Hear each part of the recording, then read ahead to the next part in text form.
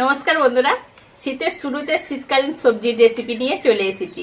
আর শীতকালের সবজি মূলো পালং থাকবে না, এটা হতেই পারে না।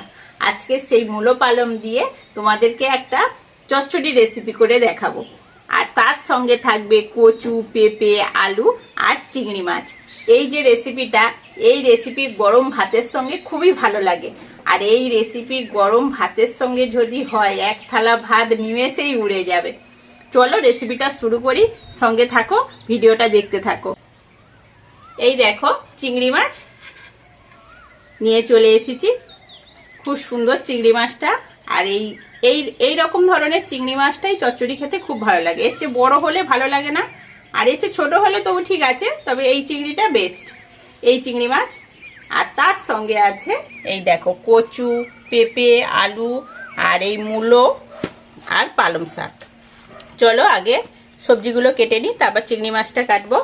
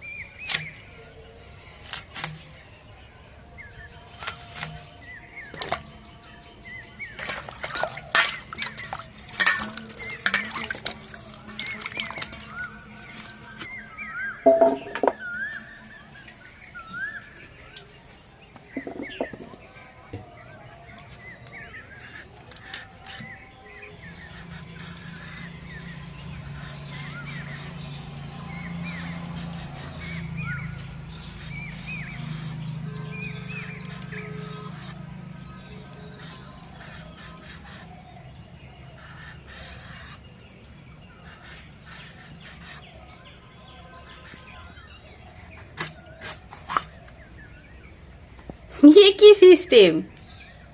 পেঁপের ভেতরে আবার পেঁপে হয়েছে। দেখো বন্ধুরা, কলিকালে আর কত কি দেখতে হবে। এই দেখো দেখো, এটা কজন দেখেছো কমেন্টে আমাকে জানাবে। এই দেখো, এই পেঁপের মধ্যে পেঁপে হয়েছে। কি সুন্দর দেখতে, দেখো এটার পেছনে আবার ফুল হয়েছে। হ্যাঁ, এই রকম তো আমি তো প্রথম দেখলাম। এ আবার কি ধরনের, তোমরা কেউ দেখেছি কিনা কমেন্টে আমাকে জানাবে। দেখো, এতদিন পেঁপে কেটেছি, হ্যাঁ, কোনোদিন এইরম দেখিনি আমি। আর দেখতেও কি সুন্দর, দেখো, দারুণ কিন্তু। এরম কারা কারা তোমরা দেখেছো আমাকে জানাবে কিন্তু। এটাও পেঁপে মনে হয়।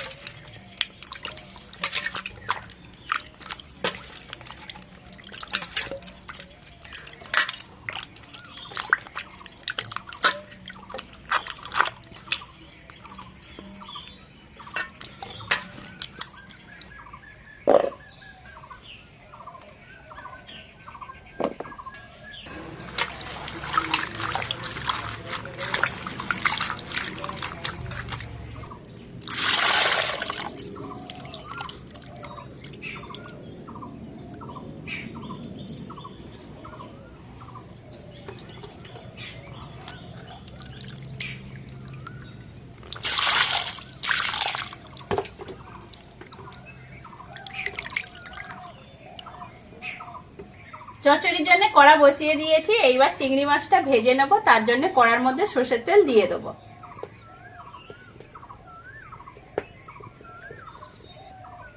তেল গরম হয়ে গেছে, এবার চিংড়ি মাছটা দিয়ে দেবো।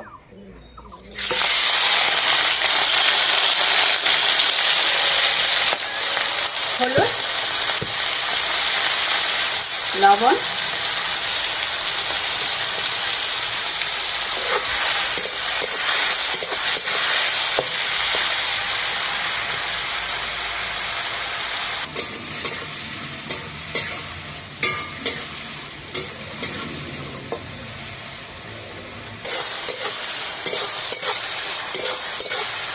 চিংড়ি মাছটা ভাজা হয়ে গেছে, এবার তুলে নেব।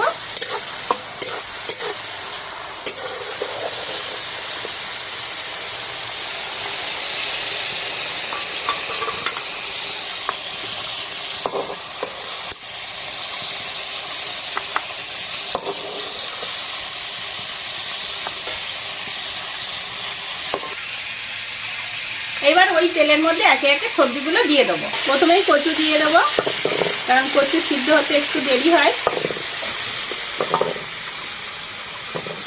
কচুটা ভালো করে ভাজবো।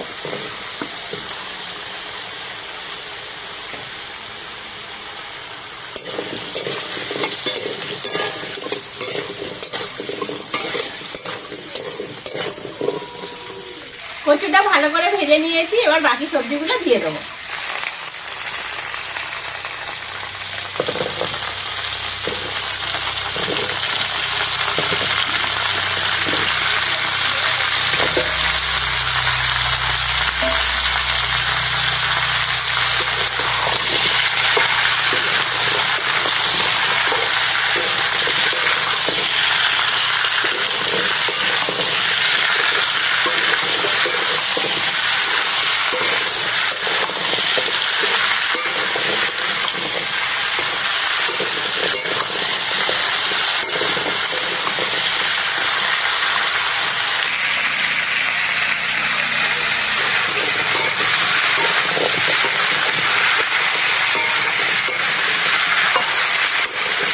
সবজিগুলো কিন্তু ভালো করে ভাজতে হবে, ভাজলেই চচ্চড়িটার টেস্ট আসবে।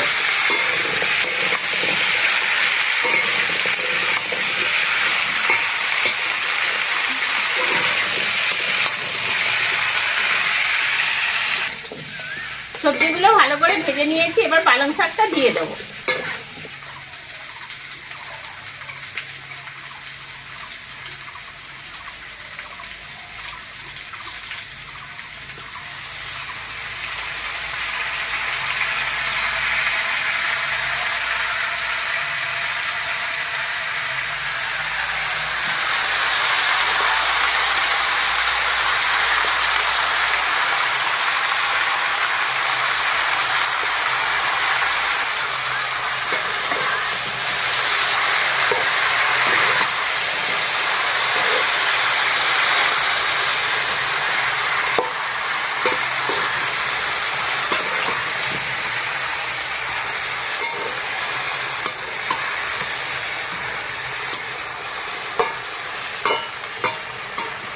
পালং শাকটা দিয়েছি, এইবার ঢাকা দিয়ে দেবো।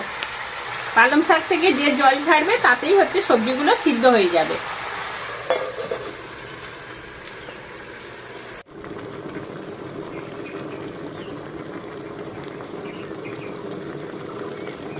অনেকক্ষণ হয়ে গেল, সবজিগুলো সিদ্ধ হয়েছে কিনা দেখে নেব।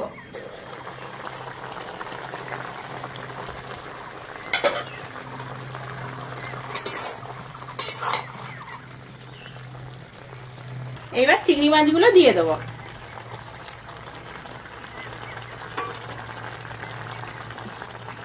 লবণ, হলুদ,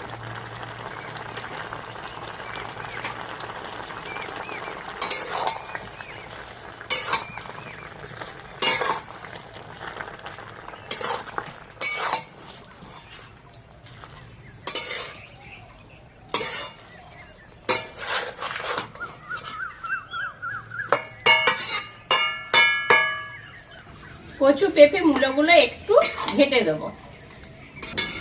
সব সবজিগুলো সিদ্ধ হয়ে গেছে, এবার লাগিয়ে নেব।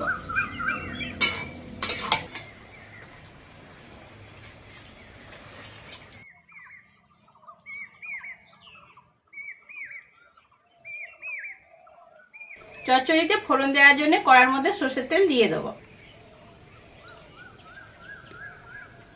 ফোড়নের জন্য 3টে তেজপাতা নিয়েছি, দিয়ে দেবো। সঙ্গে শুকনো লঙ্কা, 5 ফোড়ন,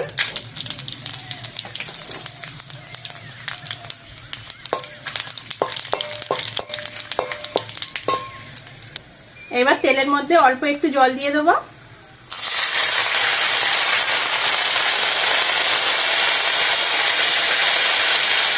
ওই জলের মধ্যে একে একে মশলাগুলো দিয়ে দেবো।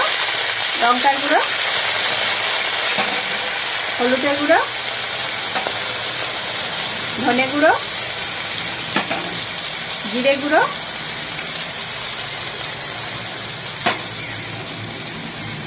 লবণ।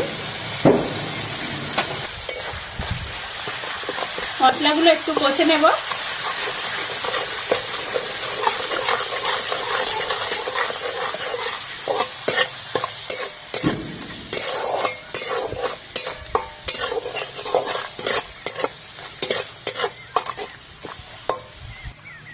সিদ্ধ করে রাখা পালন মূলো সবজি দিয়ে দেবো।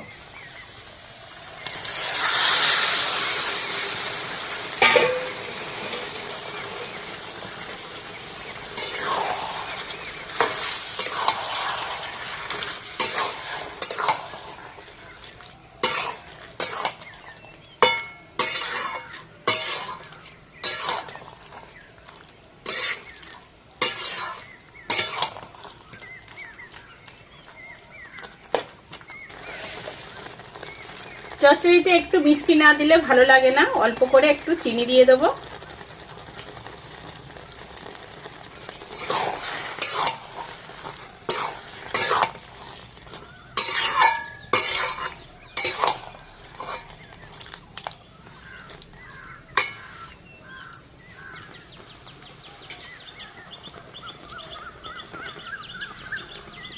দেখো বন্ধুরা, চচ্চড়িটা কত সুন্দর হয়েছে, কালারটা কি সুন্দর এসেছে। এই চচ্চড়ি দিয়ে এক থালা ভাত অনায়াসে খাওয়া হয়ে যাবে। দারুণ হয়েছে চচ্চড়িটা। শীতের শুরুতে তোমরা একবার এরম ভাবে চচ্চড়িটা করে খেয়ে দেখো। ভাত, রুটি, পরোটা যার সঙ্গে খাবেই ভালো লাগবে। একটু ঘাঁটা ঘাঁটা হয়েছে, তার জন্য খেতেও ভালো লাগবে।